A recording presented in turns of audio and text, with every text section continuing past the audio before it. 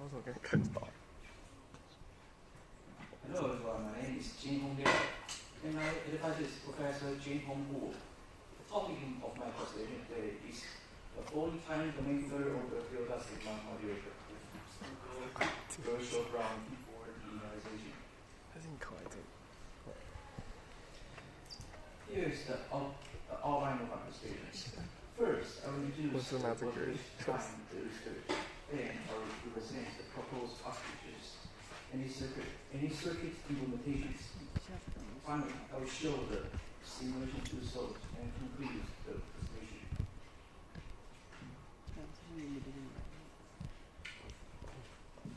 Let's start with the target applications in computation.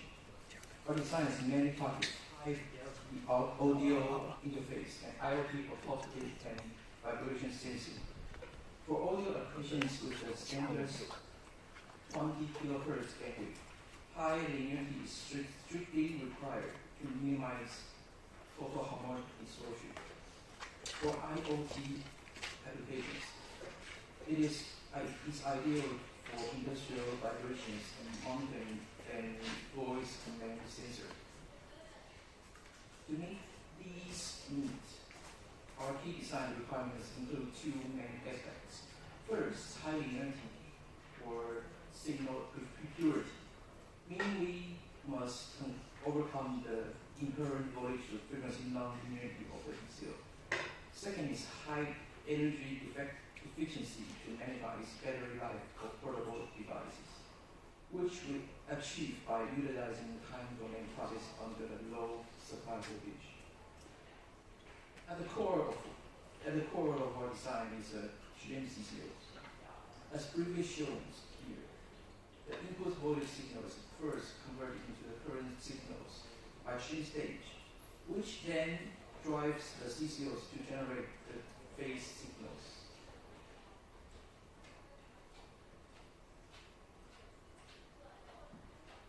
This slide shows the block diagram of the proposed three-order architectures. In the first assembly stage, the GMCCO converts the voltage signal into phase signals. Then the phase frequency detector, or PFD, compares the phase difference between the positive and negative gate. This phase difference is converted back into the current signals by pulse-driven current source and passed to the next stage. The third stage is slightly different. After the PFD comparison, the signal is directly sampled to generate the digital output. Finally, the digital stream is fed back to the front end through the passive AC.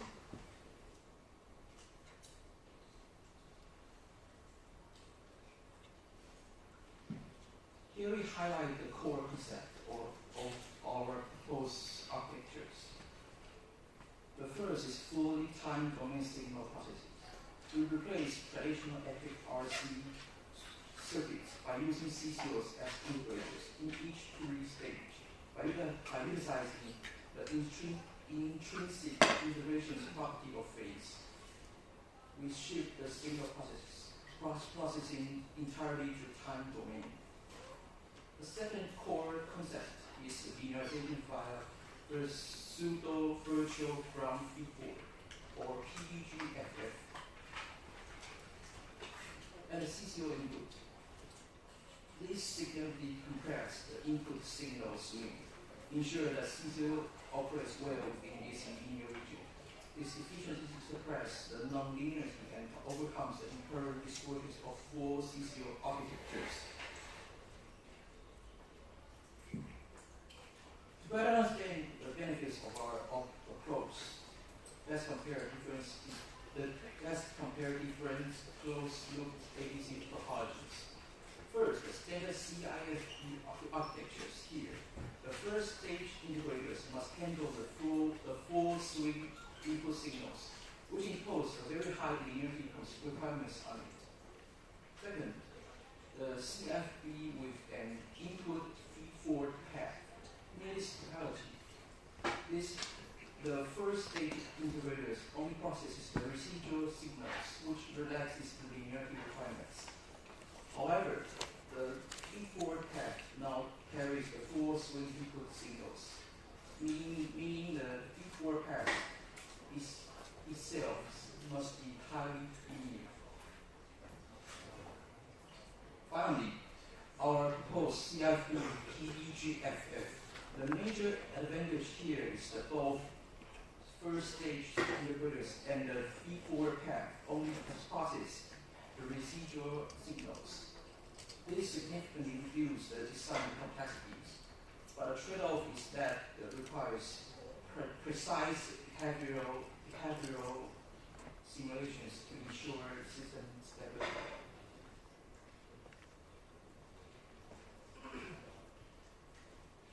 To summarize, our architecture offers three main advantages. First, we use PDG technique to express the CCO's nonlinearity. Second, it's excellent power and area experience. Because it is an OTA-free design, we eliminated power-hungry operational amplifiers, which drastically reduce statistic power consumption. Third, infinity DC gain. The CCO inherently acts as an ideal phase integrator, providing infinity DC gain. This ensures highly efficiency noise shaping and significantly improved in-band SNR.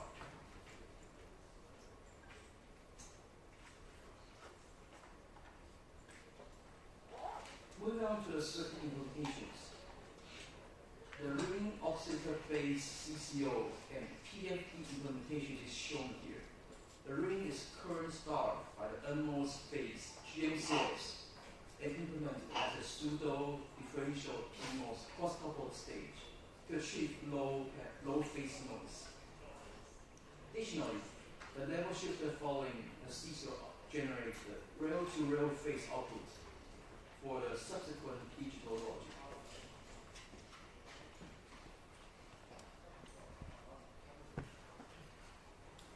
This slide details the design for our pulse-driven current source, produce the nonlinear effect to our output current waveform. We connect the replica CCO to the other end of the switch, creating a structure similar to the current steering DAC.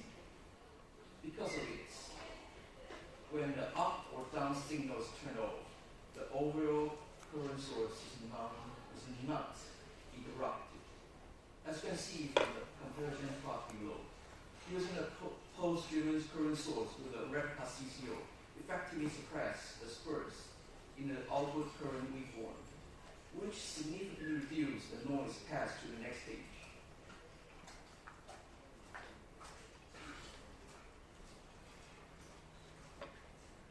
Finally, let's look at the simulation resource.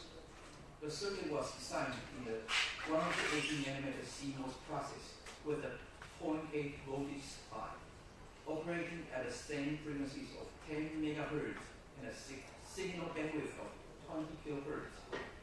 We applied at a 5.79 kilohertz sine wave input. The simulation achieved a peak SNDR of 86.53 dB. The total power consumption is only 45 microwatts. This translates to the excellent F1S of 173.01 dB and an F1W of 64.96 femtojoules per conversion step.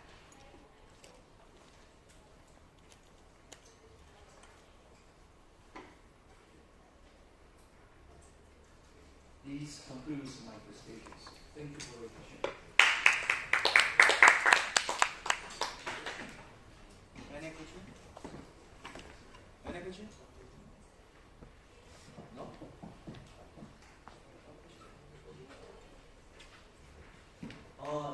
You return to the page while you work across here. Yeah. Or what? Here? No. It's a comparison. It's here. Comparison. Your proposed method is the next one, right? Yeah. Okay. What's the difference between this method and your previous? This should be based on your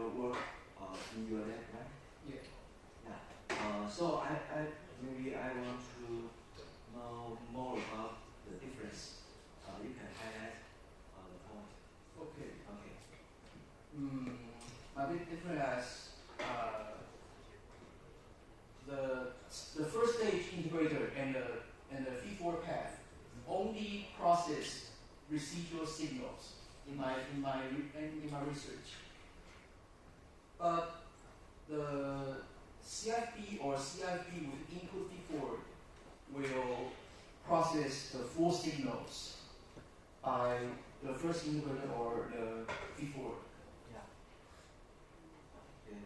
Because you have mentioned the disadvantage, you require precise behavior simulation and parameter, right? Yeah. So how do you to achieve this point? How do you make sure? Because you need precise behavior simulation. So you have already done? Yeah, I've already done. Oh. And the last simulation is my result. Okay. Tema? Already? Tema? Aren't yet. Okay. How long? I think maybe 1 year or more. Are you sure? 1 year or more? Maybe. Maybe, okay. I hope you go smooth. Okay. We welcome the next one. Okay, thank you. Okay, thank you. 祝你顺利啊。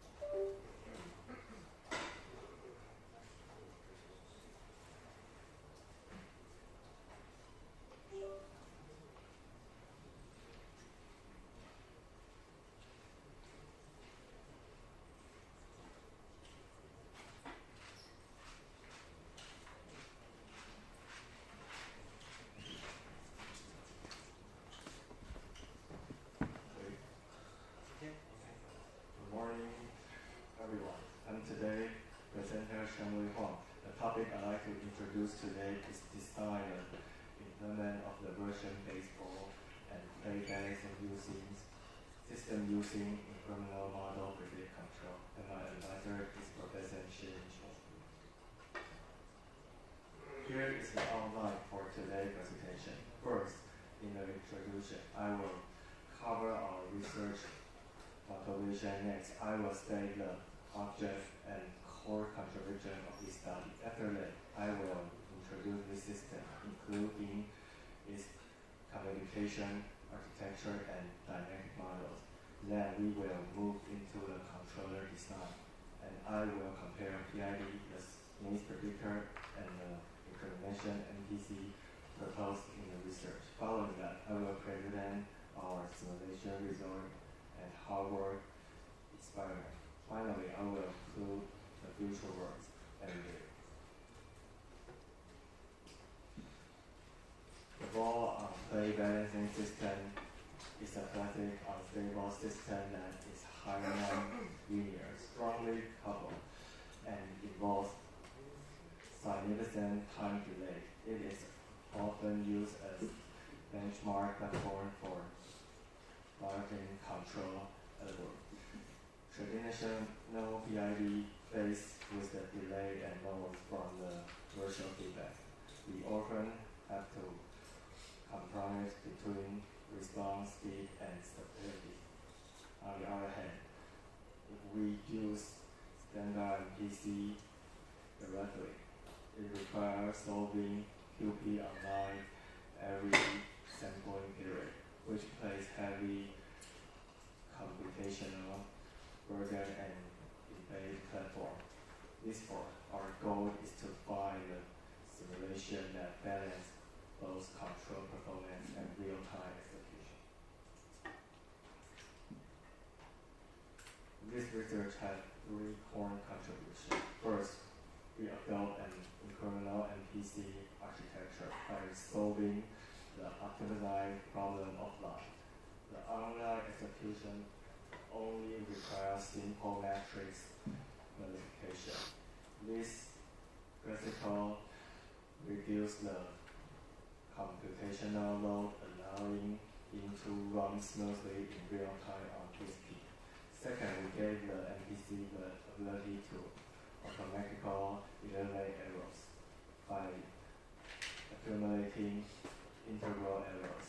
The system can drive the ball exactly to the center, overcoming plate height and static friction. Third, I designed an asymmetric limiting method. It applies different friction strengths depending on whether the ball is moving toward the center drifting way, which significantly improves the cover range performance. The diagram shows the system communication flow. The entire loop starts with the camera on the top, capturing real-time image of the ball position. It is sent to the PC, and where OpenCV is using for image machines to calculate the coordinates. These coordinates and transmitted to the DSP via surgeon communication. This DSP runs on control algorithm and output angles command to the 2 smart motors. The motors then adjust the 2 tipped angles of the plate, and finally, the new position of the ball is captured by the camera and forming a complete closed-loop control system. Next, let's look at the system dynamic. We apply the force acting on the ping-pong ball on the inclined plane, taking into account the gravity component, friction, and rolling interior. Equation 1 through 4 extract the ball acceleration of the function of the place height angle. This forms the foundation of the controller design. As you can see, acceleration is proportional to size here, which can be experimented as linear of small angle. However, in reality, the plate angle is restricted by motor saturation, so it remains a non-linear system with constraint. To design an MPC, we convert the system into a space representation selecting 6 states, the position and velocity of x and y, plus the integral terms for both x.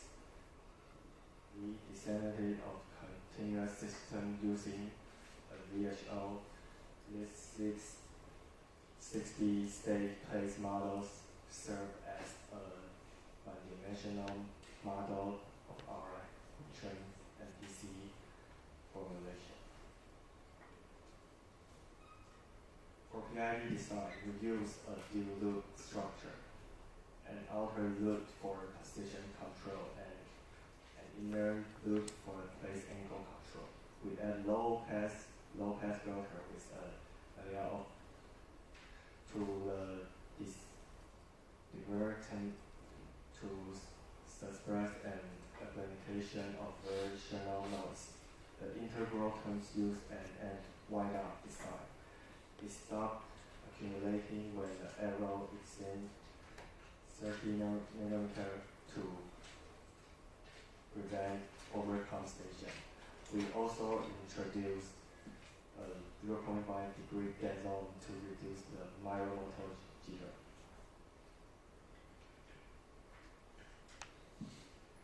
Time delay is the critical issue in the ball play system. In our entry loop, camera captured image processing and the transmission takes about 35 milliseconds. Control computation takes 33, and the motor response takes about 60. This act, which equals 4 sampling periods. If we don't address this delay, the PID control will easily divert or upstate.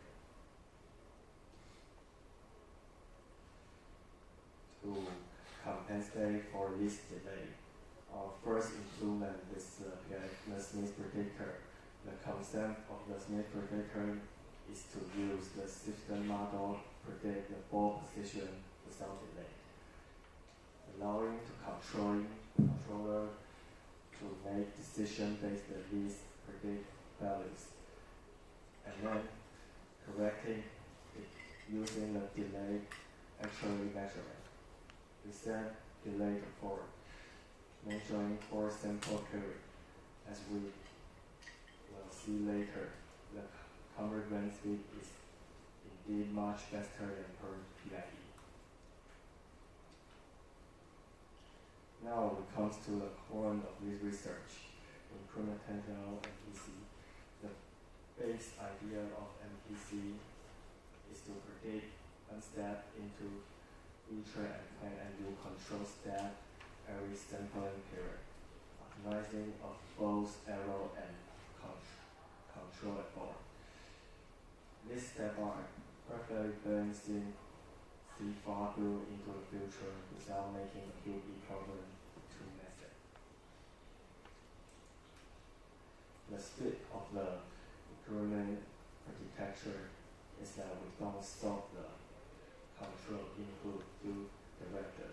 Instead, we stop delta U.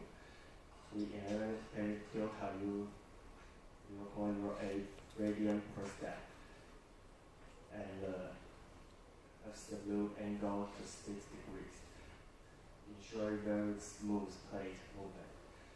The most crucial design point is this. We stop the QP offline to obtain two gain. Gain X to the gain X on the state, and the gain U, X on the previous control board. During online execution, the DSP only needs to perform matrix multiplication with these two matrices. This incremental architecture offers 3 main elements. First, outputting delta U and accumulating into U naturality X as the built-in integrator, which suppress disturbance like plate offset on multiple 0 bit. The work in the handling with the position arrow integrate the state place. One handles the execution end, and another handles the ball steady state error. Second, eliminating delta U is required to eliminate the plate angular velocity. This ensures smooth motion and reduce mechanical stress on the motor. Third, by simplifying the QP into 2 fixed ring matrix offline, the online equivalent is reduce the implementing matrix multiplication. Velocity estimation. Since the camera only measures position, we have to calculating the velocity using position difference through the low pass filter with an alpha. This ensures the MPC gets the full 60 states while balancing response, speed, and noise suppression. The second detail is the distance-based integral comparing mechanism.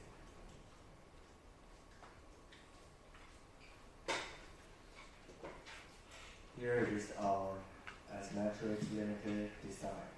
We found that the system requires different levels of control aggressive when the ball is moving inward versus outward. So we set two coincidents. When the ball is converging inward equals 2, applying a general control. When the ball drifts outward equals 3, switching more aggressively to put it back. The small tricks make the system converge much faster without overshooting near the center. Moving on to the simulation result, we set the initial position at -20, -80, and simulated a delay of 4 sampling period to match reality, and limited the place angle to 20 degrees. We compared PID, the Smith predictor, and our incremental MPC under this exact same condition. This graph shows the position response for the X and Y axis. You can clearly see the PID takes about 5 to 6 seconds to converge, with significantly overshoot. The Smith predictor improved this to 4 to 5 seconds. However, our proposed incremental MPC converges into just 3 to 4 seconds. We almost zero shoot, and this demonstrates that its delay compensation, especially is high significance.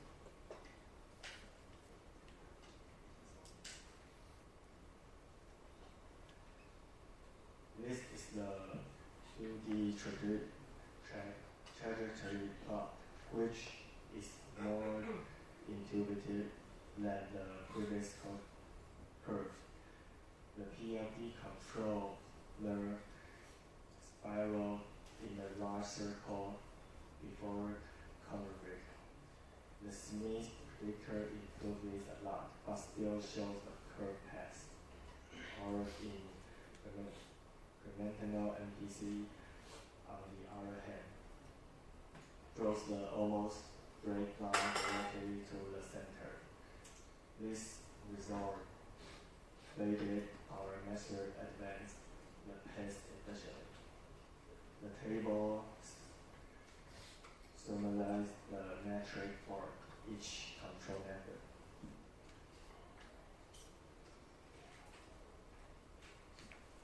Beyond simulation, we also conducted hard work experiment.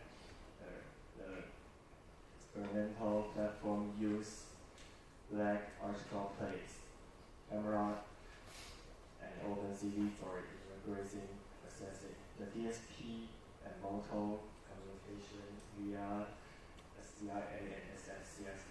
We actually tailored two Type X using two smart Moto.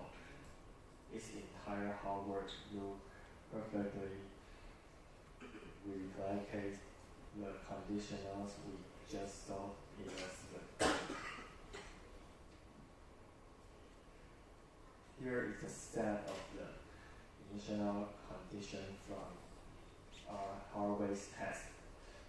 This is the board starting around 87, 104 mm.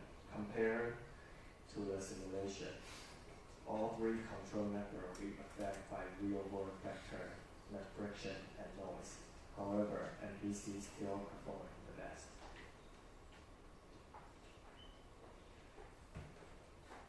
The slide shows the 2D trajectory and alliance result from the hardware experiment. The total delay is the physical system was about 108 milliseconds. The trend across the three controller perfectly matched the simulation incrementation MPC, as has the short path and the fast convergence. This proves that our measure is highly best in the real world, not just the theory agrees in simulation.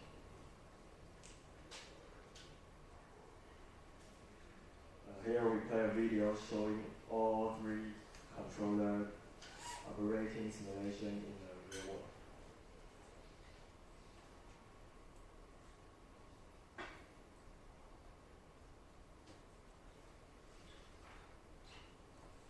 To conclude, our incremental MPC move optimization offline, leaving only sampleometry multiplication of DST. It builds in integral action and asymmetrically completely eliminate steady state error and ensure fast, smooth convergence. As proven in both simulation and hardware tests, it significantly outperforms PID and the Smith predictor.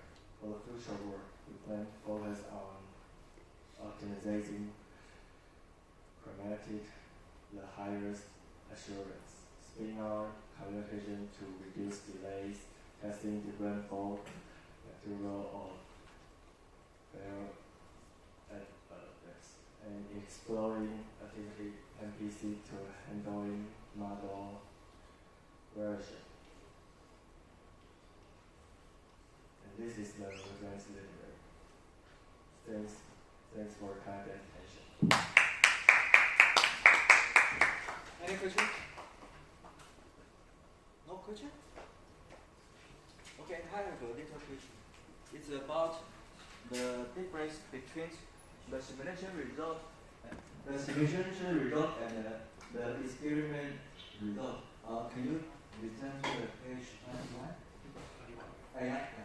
21 is the hardware experiment result, and I have. It seems like the steady state error, because I compared with the simulation. So maybe you can show the simulation first. Simulation. Okay. You can see that the steady error with your proposed IMPC is 0. Yes. Right? It's very perfect. Yes. But if you go back to the 21, yeah, you will increase to 0.9 and 1.2. And it seems like worse. It seems like worse than Smith's PID. Yeah, because OK， 没关系，我想知道。因为这个机构是自己你用没关系，你用这个讲让大家知道。因为这个机构是自己设计的，所以在小角度的机构公差，对，是比较难去克服，因为那些结构都是自己装的，所以对会有小公差，所以在小角度补偿的时候，并不是说脑袋转一个小角度，其他马上就可以有一个极小度角度的过去，所以这个内部的会有没有办法收敛到真正的原点，就是这个。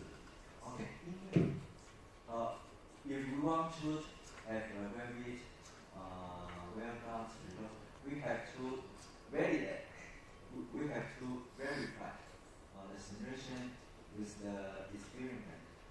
It seems that a little difference. You cannot, maybe you cannot show the result to the journal paper or concept. 我是觉得说，假设这个地方可以再好一点，因为你既然模拟那么好，结果实验比它差，或者你可以再稍微这个地方再注意，因为我注意到这个问题。OK， thank you. The third one, the third. OK。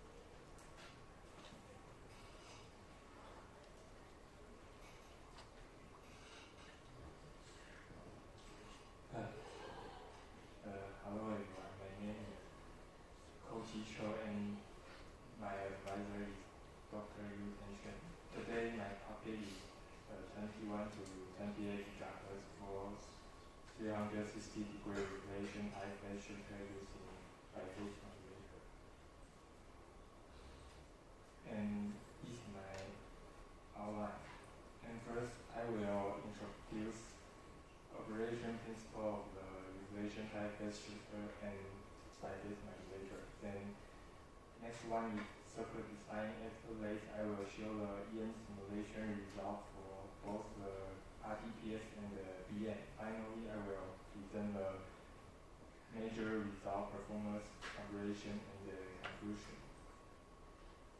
The phase shifter are critical building blocks in millimeter wave phase array transceiver for this generation communication because the phase loss is high as millimeter wave frequency. Phase arrays are used to perform beam steering and delay the signal energy for the research direction. To support wide angle and broadband beam steering, the phase shift should provide for 360-degree phase shift range, low insertion loss, and good input and alternation across different phase states. In this work, I choose the reflection phase shifter because it provides continuous phase tuning, moderate chip size, and ideal zero DC power consumption. And this is the operation principle of RTPS. As shown on the left, the RTPS is composed of a 90-degree coupler and symmetrical reflective load. When the input signal into the coupler, it is split into two phases with a 90-degree phase difference. These two signals are reflected by the load and recombined at the output port.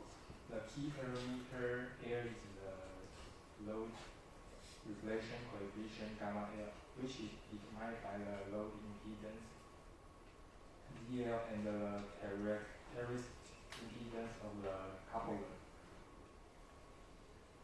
And this direct, therefore, by changing the load impedance, we can change the phase of gamma L. And this direct control the output phase shift.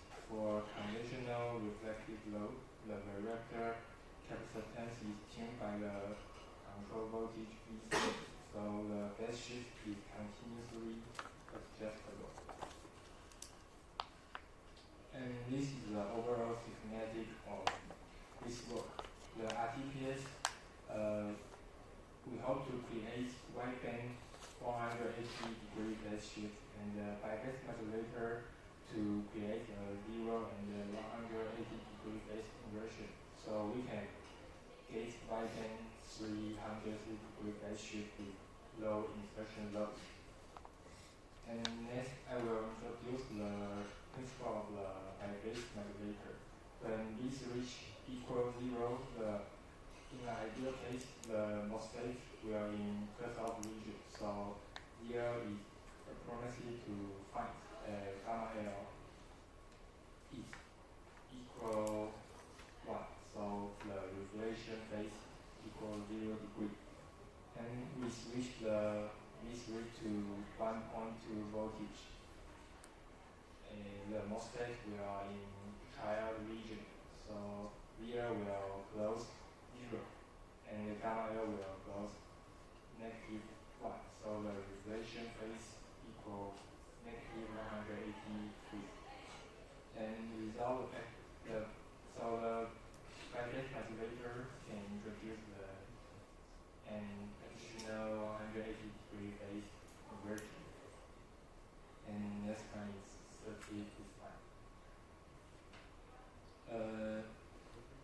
For the RTPS, the most important block is the reflective load. A conventional first load is simple, but its phase variation bandwidth is usually limited. So to improve the bandwidth, we use a second-order reflective load to create a multi-resonance behavior which helps extend the phase tuning range. So here is the load impedance equation of the load. The first order load has only one main resonance, so its impedance trajectory is limited. In contrast, the second order load contains additional inductive and capacitive elements. This gives more freedom to shape the impedance trajectory. And here is the Smith chart of the load. The red curve is the proposed second order reflective load, and the blue curve is the first order reflective load. When VC is switched from 0 to 1.2 volts, the second order load covers a much larger trajectory on the Smith chart. So this means that the angle of the reflection coefficient changes more significantly. And here is the phase shift range versus the control voltage under different frequency. On the left, the proposed second order reflective load and has a wider phase swing range from 21 to 28 GHz. On the right, the conventional first order reflective load. This comparison confirms that the second order load is more suitable for the wideband 180-degree IC use. And next, talking about the biphase modulation. And here I have the two important elements. First is RP, and the second one is LS.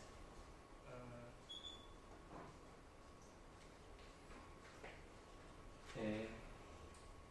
The BN only switch between high impedance and low impedance. However, in the real circuit, the transistor characteristic cause non-ideal phase inversion and amplitude imbalance between the off and the on state.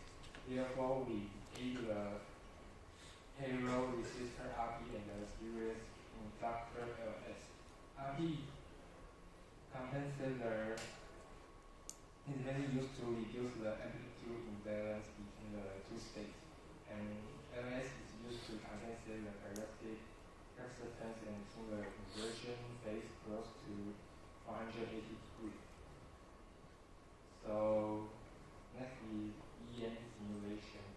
Here is the parameter of the ITPS. The VB is 0.7 volts, and VC is shifting from 0 to 1.2 volts. And L1 and L2, we say 300 pH. C1 is from 47 to 163 kPa.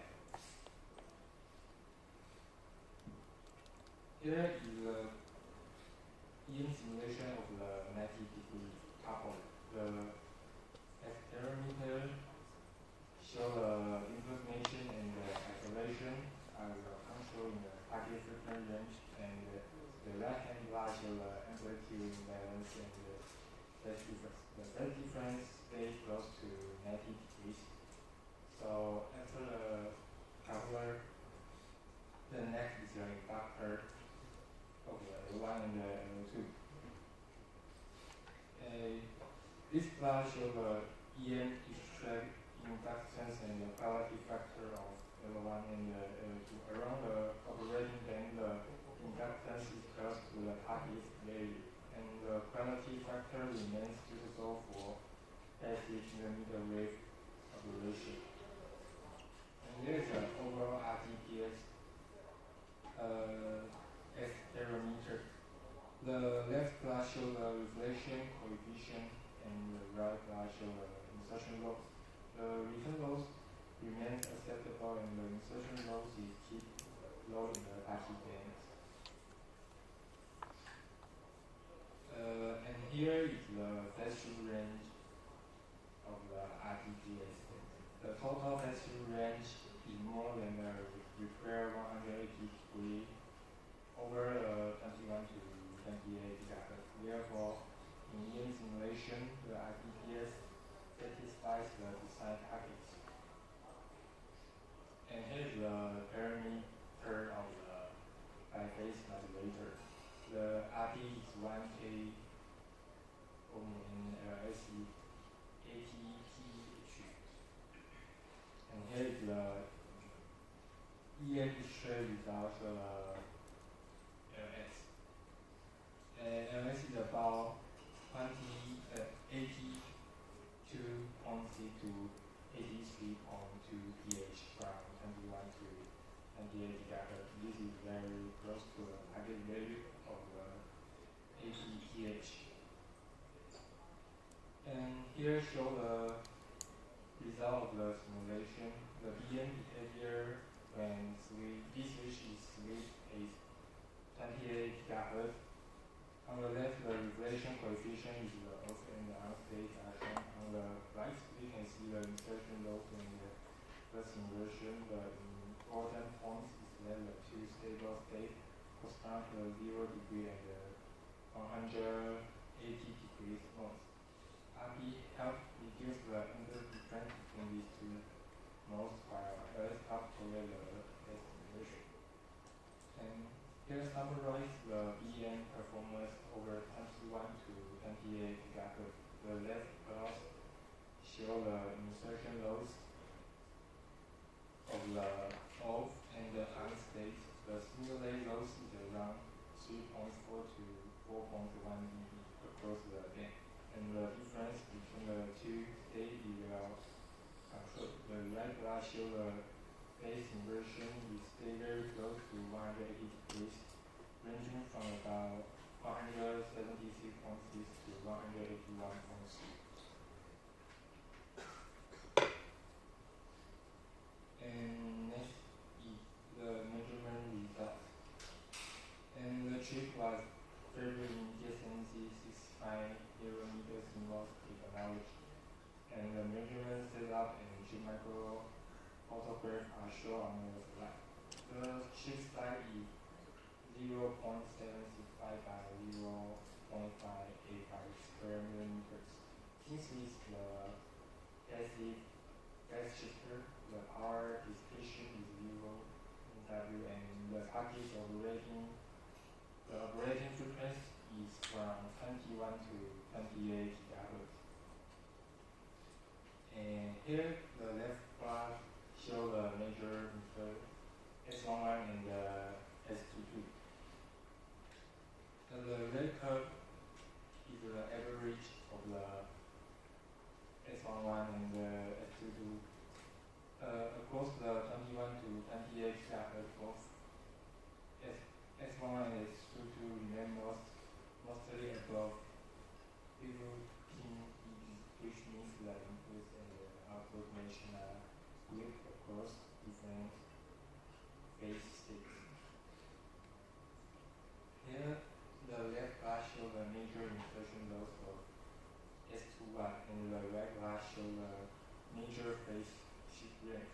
From 21 to 28 GHz, the insertion loss remained below 10 dB before the facelift, which satisfies the design topic. The phase graph shows that the facelift cover nearly the full 360 degree range across the operating band. And this table compares our work with previously published paper. It achieved a full 360 degree phase range, and the output return loss better than 15 dB, and the average insertion loss below 10 dB. Another important advantage is phase wideband for range from 21 to 28 GHz. So conclusion, in this work, a wideband 21 to 28 GHz passive phase shifter has been demonstrated 65 nanometer CMOS technology.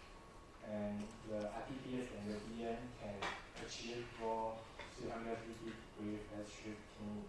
So compared with the current RTPS implementation, the proposed phase shifter offer wideband full range operation with reduced control complexity. So this is the reference. Thank you. Any question? Why? Maybe the member in the center, you can raise the question. Okay. Do you have any question? Your work seems very similar to channels then, right? I know you are Professor Zhang's student, but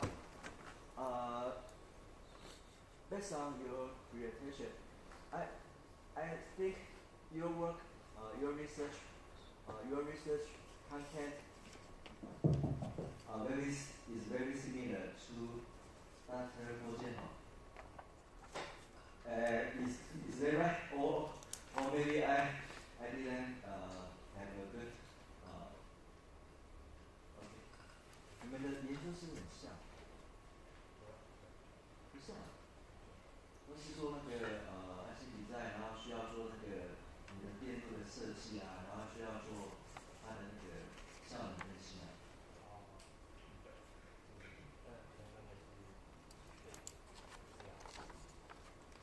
主要的差别在这里。Okay, this work has been published.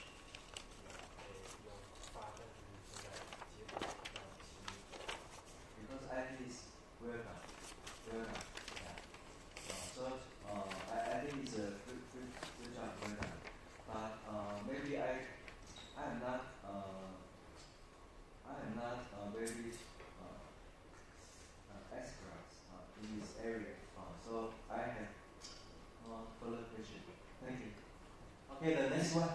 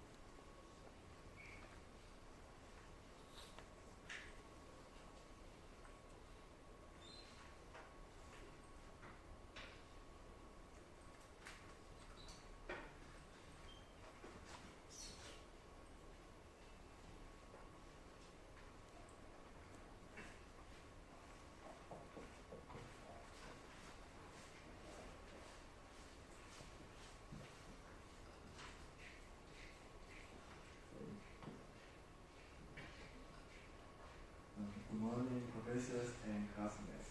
I'm Shunwen Jie from Professor Zhang Yuten's lab. Today I'm going to present my research XQ band VCO using the curve reuse technique to integrate a frequency doubler and positive feedback loop. This work focuses on achieving multi-band conversion coverage with high efficiency from modern communication system. With the rapid evolution of high-frequency wireless communication system, there is a increasing demand for signal source with wideband coverage to support diverse standards. And the LEO satellite is named low Earth orbit satellite. For a high-speed data link, while 5G millimeter wave at 28 GHz to fulfill the dual band requirement, the frequency tuning strategy, including the fundamental and the second harmonic frequency band, is illustrated in modern. Consequently, the VCO is critical component in this transceiver system. Here is a frequency tuning range directly impact the overall communication quality and multi-band compatibility. And the recent study has employed transformer-based technique, stack transistor, and switchable inductor to enhance negative chance conductor, is named GM, and broaden the tuning range for 5G, NR, and LEO application. However, this approach often introduces additional DC power consumption or complex electromagnetic coupling, which complicates base noise optimization. The switchable inductor and switch capacitance bands are usually used for achieving wideband operation, but we need to avoid the frequency gap issue. To address this, I need to ensure continuous coverage across the entire broadband.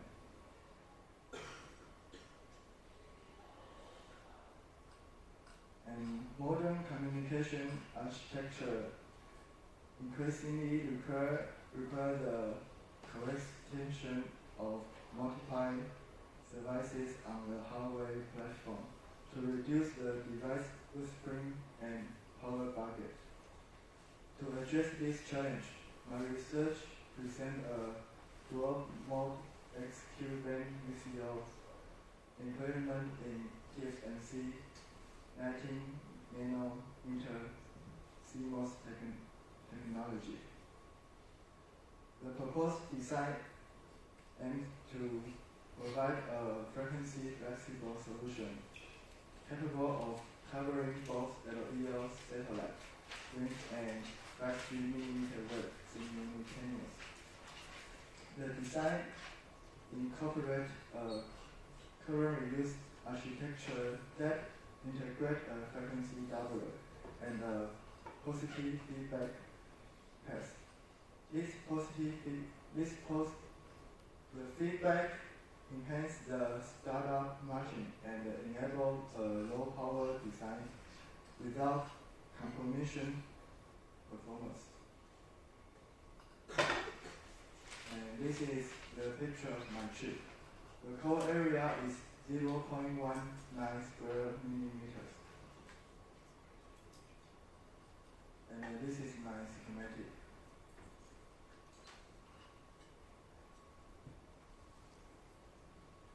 In the following subsection, the detailed implementation of the circuit is discussed as following: switching inductor technique and positive feedback for negative GM enhancement, splitter buffer technique, and positive feedback for negative GM enhancement.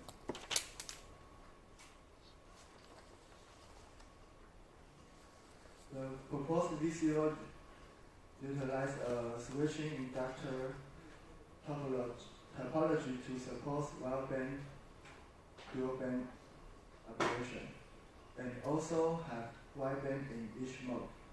By controlling the NMOS switch, like N switch, the inflection inductor is modified to switching between frequency band.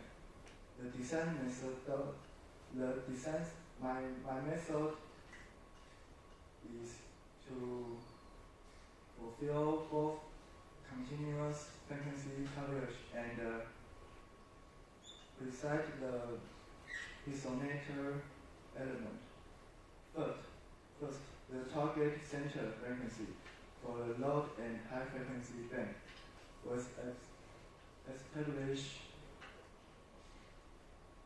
Subsequently, the size of switching conductor was optimized to provide a frequency overlap of approximately an overlap of 5% between the two modes to ensure the coverage without frequency gap.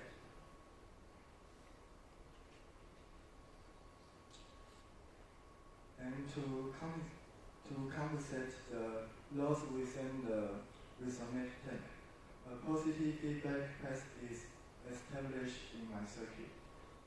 The PMOS differential part and is N3 and C. Survive a dual role. It acts a DC current source and function as a common source amplified stage for the AC path.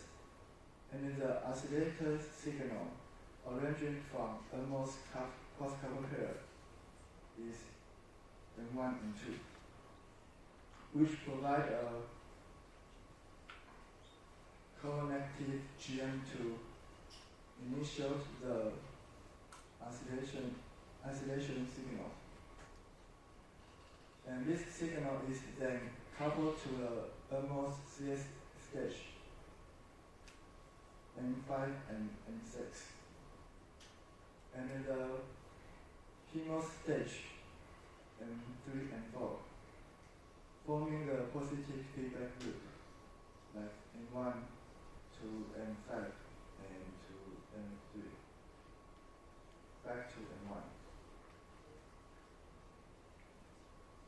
This positive feedback loop generates the negative GM, which effectively the step-out constraint of the oscillator.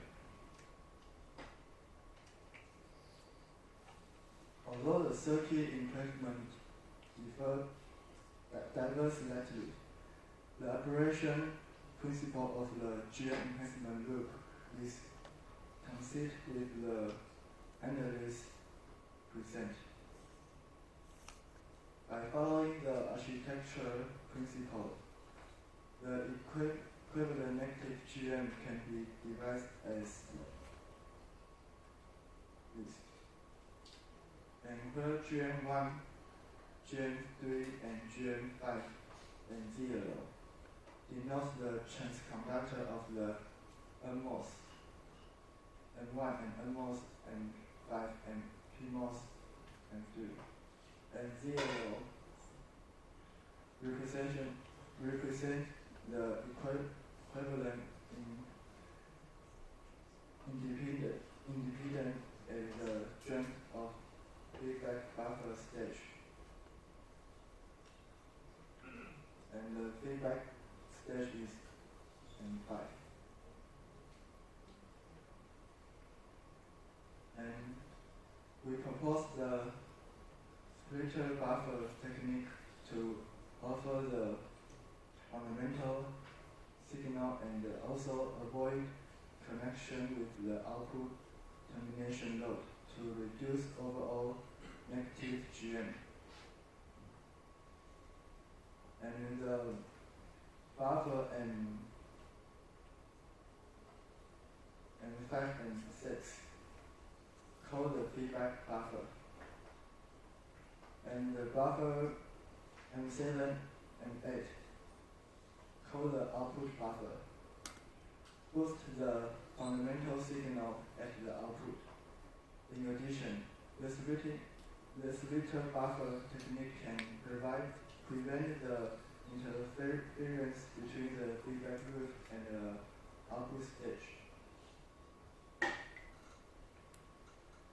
To save DC power, the current used architecture is implemented by vertical stacking the frequency doubler M9 and 10, and the feedback buffer M5 and 6 is shown in this.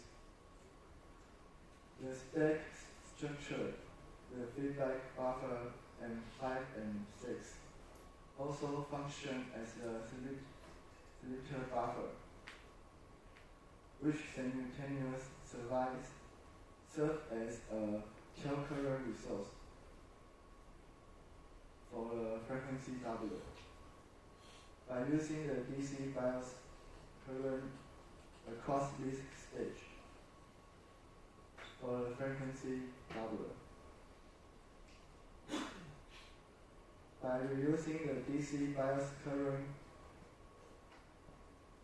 the total DC power consumption is significantly reduced while maximum current utilization.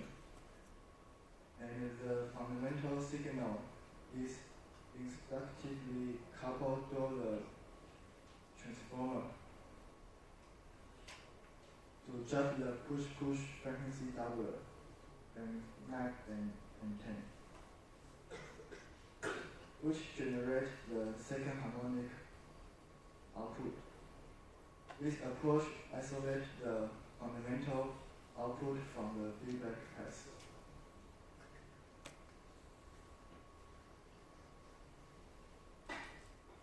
And my VCO operates with a supply voltage of 1.2 voltage and consuming a core DC power of 13.2 milliwatt.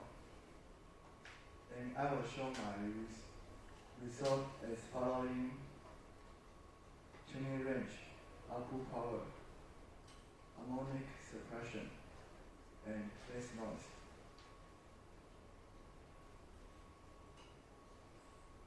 The key highlight here is the frequency overlap, 5%. And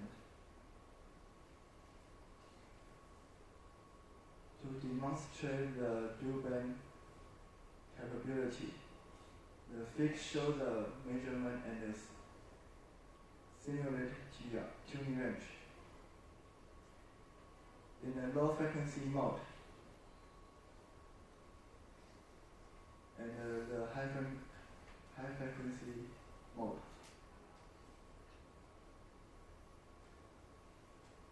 there is no frequency gap, it's overlap.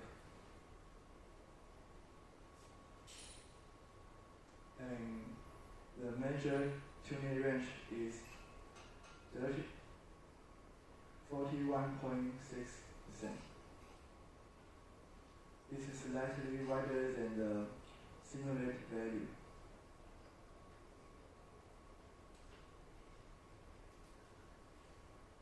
The shift is due to the switching inductor and the process variation in the C-off of the switch transistor.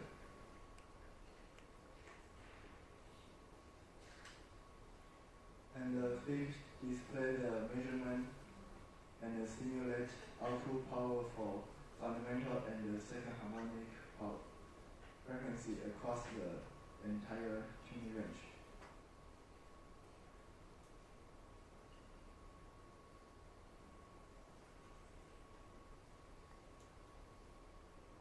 And the fig present the major first and the third harmonic suppression for both modes. The second harmonic output exhibits a harmonic suppression of at least 25 dBc.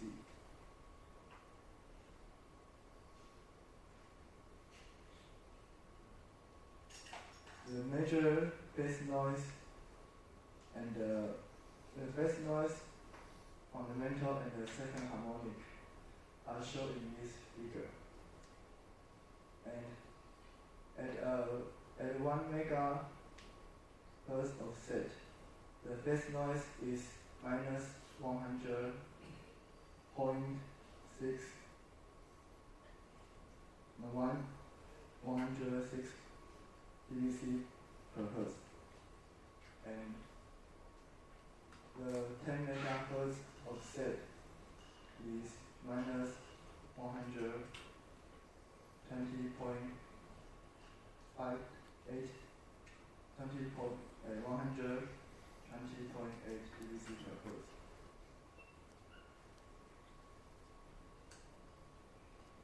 The table compare my work with stage of the art research published at 2020 year.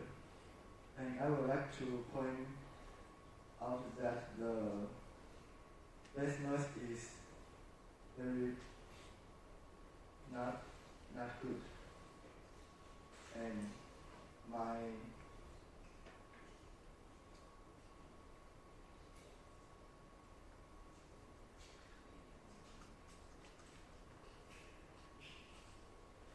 research is better than others is I have a dual band and a high tuning range.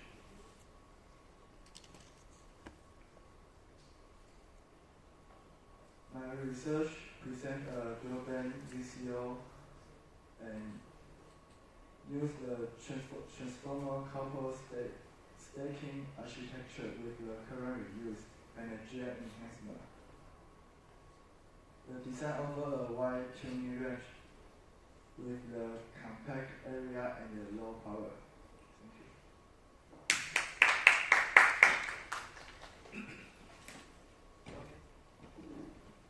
No question? Okay. We have the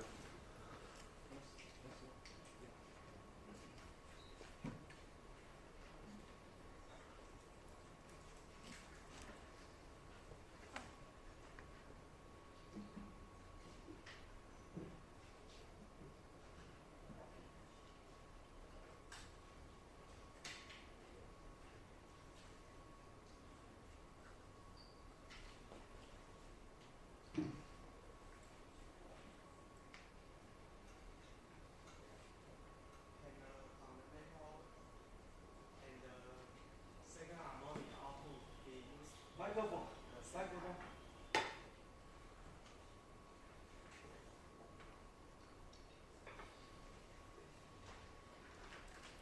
手语你去帮他开一下麦克风。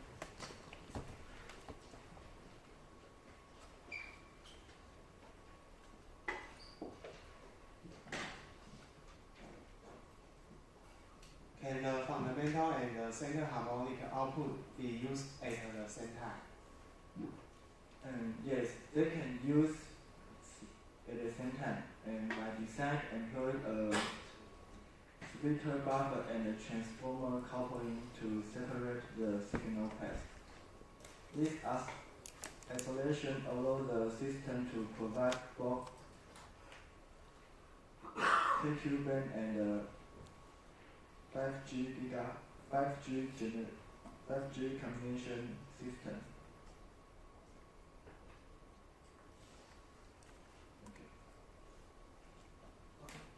You said you have a good tuning range and low power. It seems like the power 13.2, right? So the power comparisons, it seems in the middle. Because I have a dual band, and other research only one band. Yeah, single band. So you can that with the dual band, but the power consumption did not rise in the middle. So Yes. you have a good power Yes. consumption. Thanks. But in the first page, your first name and the last name, the format is wrong. You know. You see, because the last name should be Sun, right? First name is your 名字嘛, and your advisor, the same format wrong. You should not in the slide. You have to correct it. Okay, the next one. Next.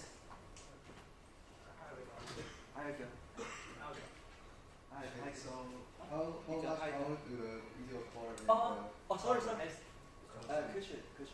yes. Question. Sorry. Question. So how much the power do the video core and the buffer consume separately? Okay, due to the current used stacker architecture, the bus current is shared between the stage, and the power is distributed about half and half between the oscillator core and the buffer double stage. Okay, thank you. Thank you. Okay, we welcome the next speaker.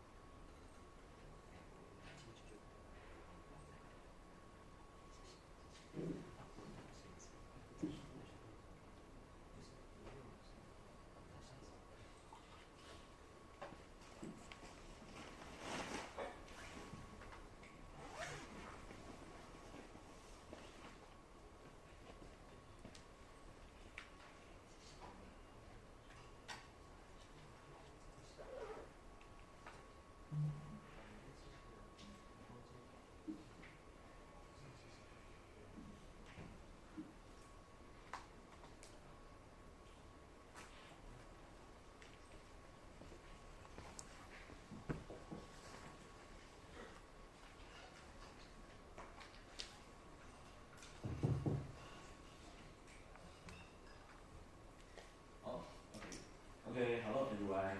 My name is Li Kai Li, and my professor is Yi Lai. Today I will present my research from text to visual, a video guide interactive prompt evolution system.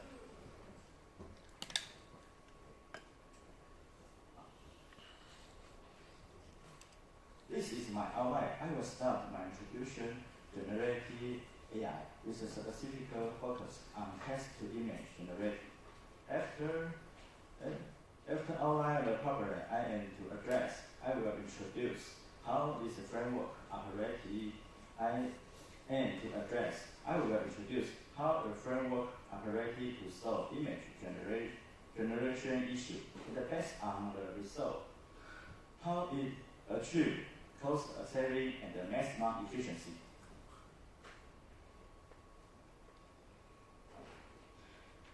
Artificial intelligence is a broad field and complex deep learning technology. Under deep learning architecture, large language model and generative artificial intelligence have further developed these two technologies illustrate briefly the scope of deep learning, demonstrate a close technical overlap and the connection between LLM and the generative AI.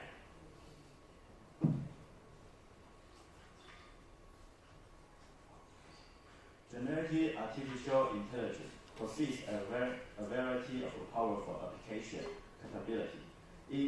Its core application technology include the following area, and I report important between the text generation and the image generation.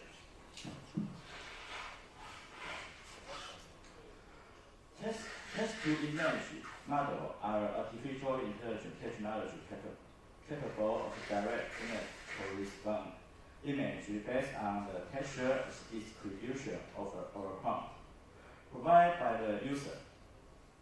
These models are typically trained on a massive dataset, enable them to understand complex semantic and convert them into a high quality visual content. Regarding text encoding, the model first converts the user into a prompt, such as a jar for a ball, with 5 red ones among them, into a vector that the computer can process. In the latent space, the model generated the initial structure and the content of the image based on this text vector, and then produce a high resolution pixel image for decoding and rendering. The challenge with T2I model lie in a distinction between a text prompt and the generative result, which dealing with complex content. Correcting this result manual is extremely costly. Taking this image as an example, which display a step-by-step distribution of a tower of honey. This generated result is suboptimal due to AI hallucination. The cost of manual correction in the process is very high.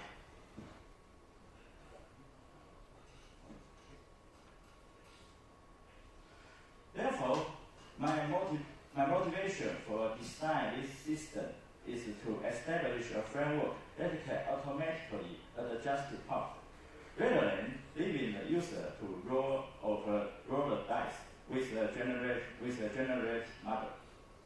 Driven by the interaction between image recognition and the natural language understand, view, and Q and A mechanism, we can extract the information from the generate feedback and modify the prompt accordingly. This automatic process not only eliminates the need for human interaction, but also provides more visual aid for the education purpose. This is my system framework.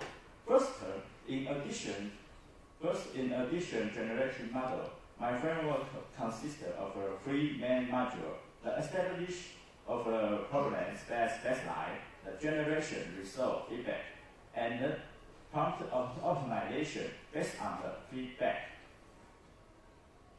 The first part, EQA auto generator.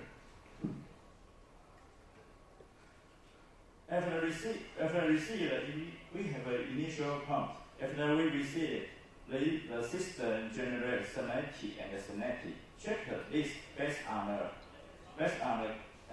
our desired keyword.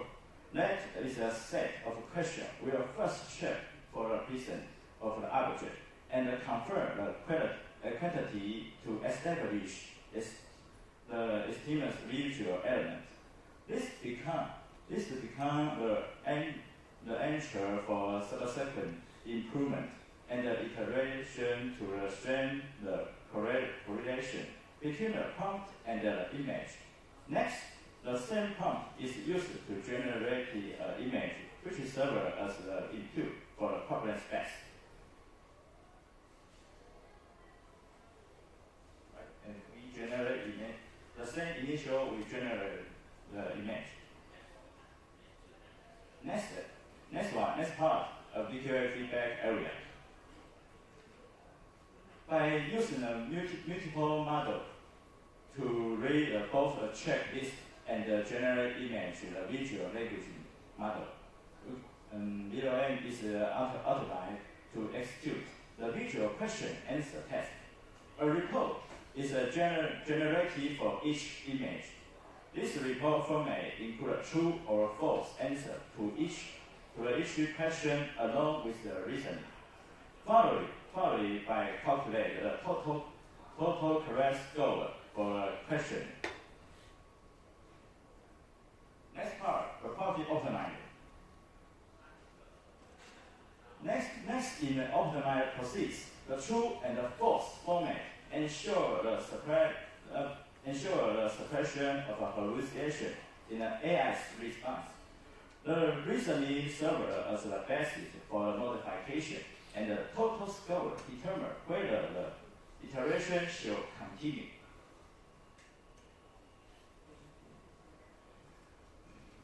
This module receives a prompt from the current round.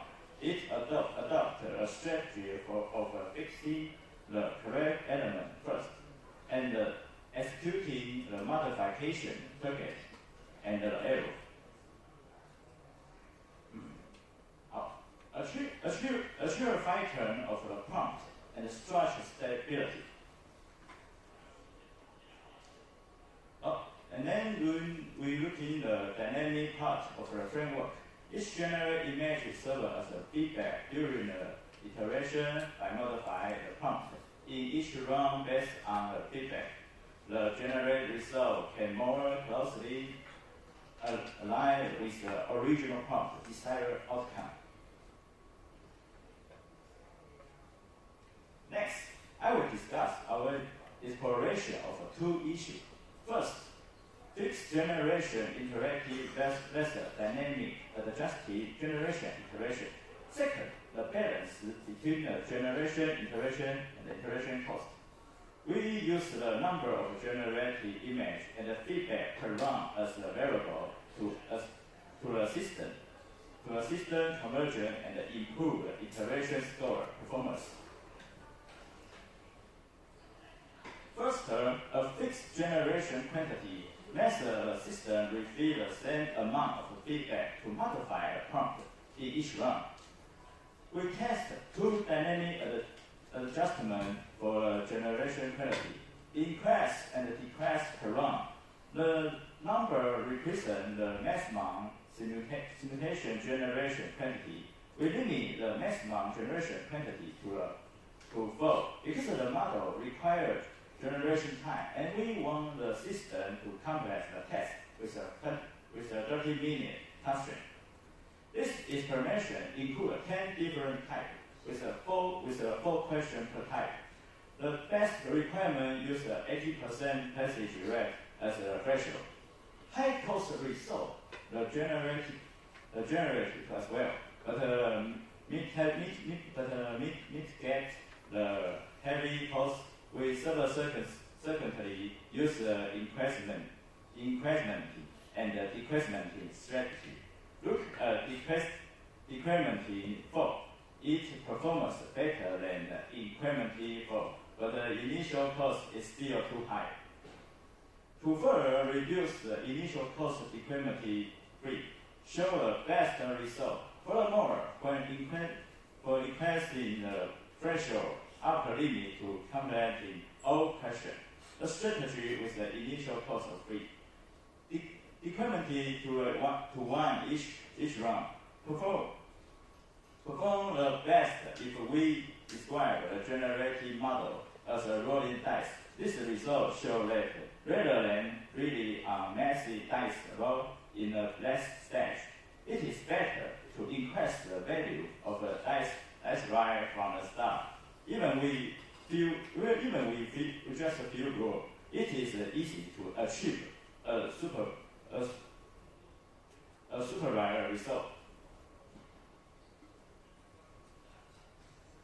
And next, build on the impressed 17% perfect score rate from the previous slide, which strictly limits to the total image generation cost to 6 images. To prove that this success does not really on mass computation strength. As shown in the figure, under a fair budget, the blue initial parallel sample barely reached half of a target requirement. Also the orange fixed iteration show the improvement. It still hit the bottleneck regarding complex structure and the numerical requirement. The green dynamic descending strategy far outperform the brain computation stack second turn of a resource relocation.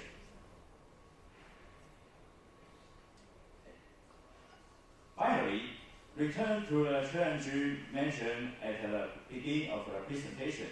For the dynamic interactive optimization, the final output successfully demonstrates this method for logic for all 7 steps. Therefore, no graph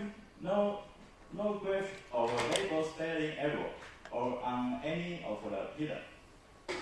These results are achieved with just a single input prompt, requiring a versatile human supervisor for the process.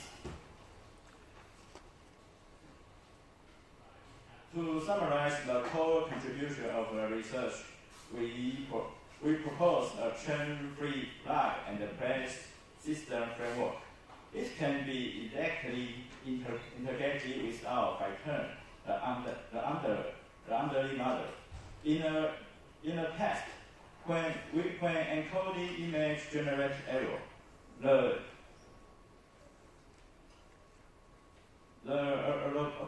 approach was to request the number of the generated image to try one luck. Our system proved otherwise by identifying error for the EQA and handing them over to the system for precise correction. We have demonstrated the opposite advantage by dynamic design iteration in computation power allocation. The current request strategy is a fixed dynamic framework. For further development, we hope the system can be developed ability to predict question difficulty. For example, when encoding a simple math problem, the system will automatically determine that only one image needs to be generated. Where the 3-to-1 or event deep strategy will only be achieved for extremely complex problems. This will elevate cost efficiency and allow the system to process not only static image prompt, but also achieve optimal edit and modification for more complex format, such as video generation. This is my reference. Thank you for your attention. This concludes my presentation today. Richard? Okay.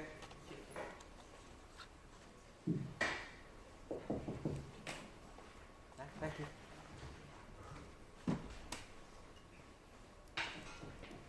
Why doesn't the higher cost than a quantity promote better than the low cost one? Slide. In our system, every correction and let me show. Is it here, right? In our system, every correction at new constraint by the fourth run. The prompt complex often exceeds the test and code limit. This causes the model to sacrifice the established global structure just to satisfy the minor detail. Therefore, our 3-to-1 strategy or request strategy is optimal balance. It provides enough detail while avoiding over constraint, achieving a high perfect score rate.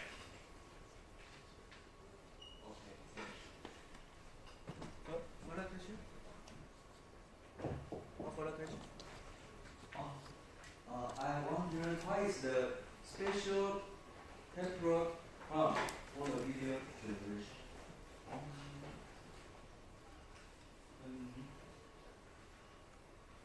In education math, we want to make problem to be a move or some dynamic change, right? Dynamic change. Because my system is an edit prompt. Yeah. So if the prompt to generation the video on the map problem, so I hope my system and also the content is problem can resolve the problem, right? Yeah. Now and my system work now.